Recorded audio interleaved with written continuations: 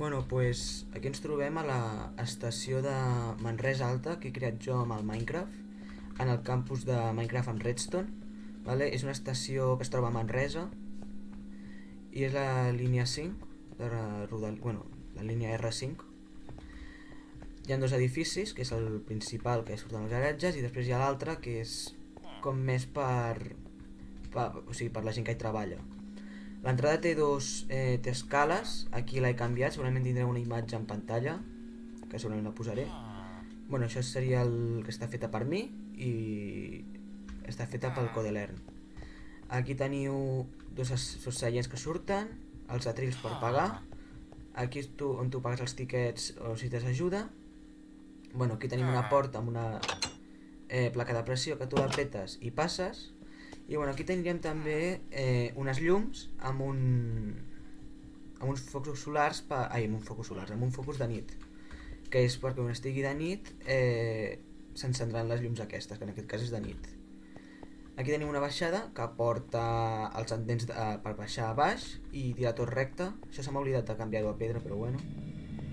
Aquí tenim les llums aquestes, que jo les puc canviar des de dins les puc canviar des d'aquí dins amb una meravella d'aquestes, una palanca.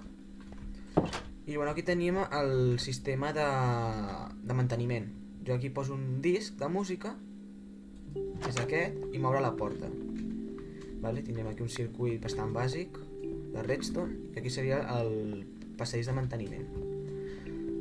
No hi ha molt perquè és un passadís de manteniment, només poden accedir els treballadors. I aquí tenim un cofre que actualment deu estar buit. I bueno, aquí tenim l'altre andén amb un tren que he fet jo mateix, que ara mateix està estacionat, que és el 254.02. És un tren de potassa, o sal, com ho voleu dir, i bueno, és un tren que passa per Manresa sempre i és de les mines. Sol venir de les mines o de Barcelona, sol venir d'aquests dos llocs. I bueno, doncs aquí tenim els rails, vale? Que ara provarem els dos camins, vale? El primer té una decoració que és un pont vermell, vale? Que està per allà, i bueno, és bastant bàsic l'estació. Aquí tenim el gir a la dreta, tirem recte, tenim el gir a la dreta, i allà tindríem el pont vermell, que tindreu una imatge d'ell més tard. Després, quan jo edito el vídeo, doncs veureu el pont vermell a l'entrada. L'he canviat una miqueta perquè era bastant difícil, he posat aigua a sota, perquè no passo la carretera.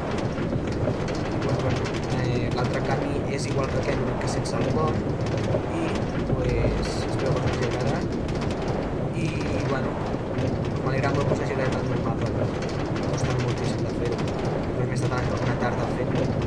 I bueno, espero que us hagi agradat. Fins una altra.